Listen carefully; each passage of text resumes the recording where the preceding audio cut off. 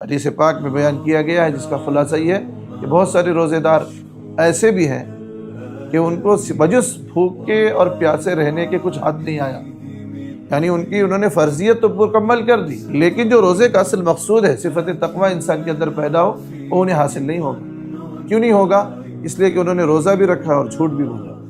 روزہ بھی رکھا ہے اور دھوکہ بھی دیا ہے، روزہ بھی رکھا ہے اور گالی بھی دی ہے، روزہ بھی رکھا ہے اور جھگڑا بھی کیا ہے، روزہ بھی رکھا ہے اور گناہوں میں مبتلا بھی ہوا، روزہ بھی رکھا ہے اور غیبت کی ہے، روزہ بھی رکھا اور چغلی کھایا۔ روزہ رکھ کر ان کاموں کو کرنے سے جو روزے کا اصل مقصود ہے صفت تقوی، وہ انسان کو حاصل نہیں ہو سکتا۔ اگر آدمی روزہ رکھ کر گناہوں سے بچے گا اور 30 دن اس کا اہتمام کرے گا، انشاءاللہ اس کے دل کے اندر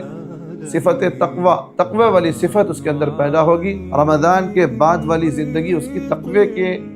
ساتھ گزرے گی، اگر وہ رمضان میں گناہوں سے بچنے کی پوری کوشش کرے گا۔